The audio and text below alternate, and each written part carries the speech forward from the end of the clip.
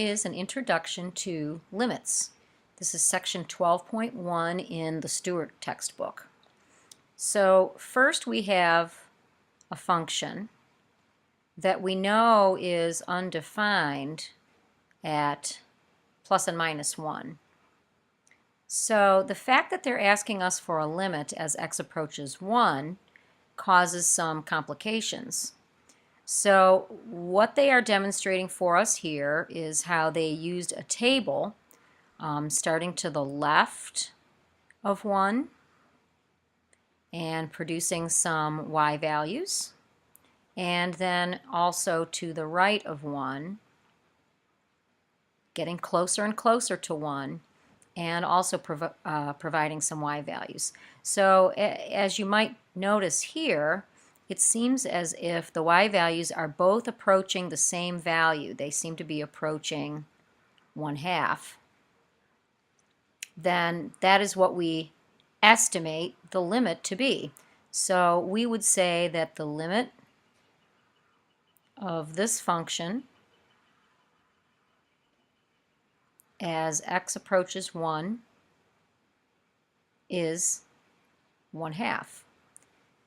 The notation down here is showing us that the limit of a function is a particular value L if and only if approaching from both the left and the right sides you approach that same numeric value.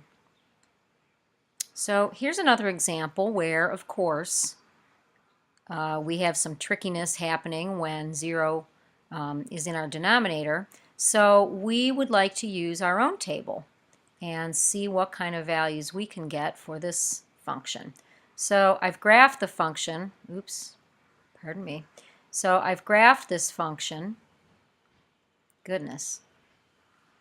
And as you approach 0, you can't really see much of what's going on. We could zoom in a little bit, but I think we're going to take a look at the table. So, using your menu, you would want to edit the table settings so that the independent variable is set on ask. We are going to ask the table to calculate some values for us as we approach 0. So let's approach 0 from the left. So let's start at -0.5, maybe -0.1, -0.05, and so on. And you can maybe get a ballpark idea of where this y value is approaching. It looks like 0.166. Well, that's interesting enough. Perhaps we should check from the right side. So I'll try 0.5 and 0.1, 0.01.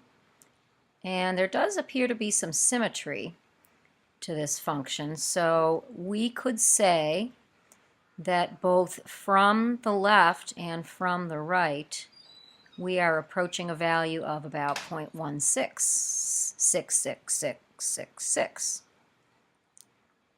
Let's take a look at another example. Now, of course, the giveaway here is it says a limit that fails to exist. So this is called a jump discontinuity, and we're going to kind of take a look to see what's going on here with this function. Sorry about that. So this function is what we would call a step function. We see a jump from one y value to another right here. So this is an open circle. This is a closed circle. You can also tell that by looking at the inequality symbols. And what we would do is we would think about approaching 0 from the left. And it looks like our y values here are at 0. So my y values are approaching 0 as my x values approach 0 from the left. If I approach 0 from the right, so as my x values approach 0 from the right, where does it look like my y values are headed? Well, they're all constant. They're all at 1.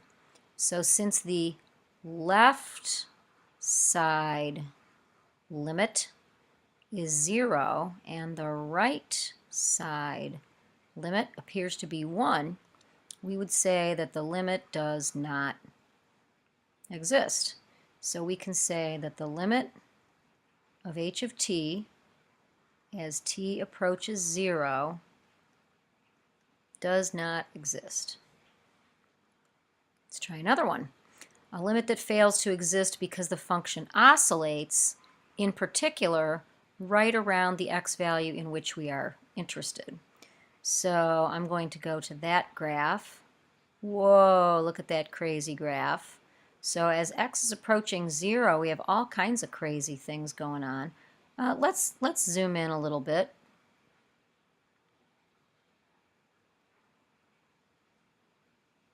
What do you think? Yeah, I would call that crazy. I would say that that function is oscillating. So I would say that this limit does not exist. Okay, so this time we have a limit that fails to exist because of a vertical asymptote. Well, we know that, again, you can't divide by 0. We should know basically what this function looks like. This is 1 over x squared. So if you think about approaching 0 from the left, where does it look like my y values are headed? My y values are headed up towards infinity.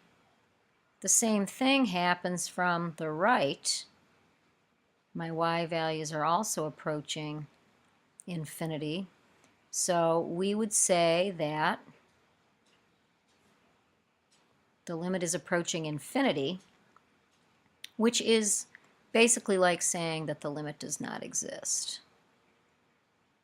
Okay, welcome to your new chapter here on limits, section 12.1.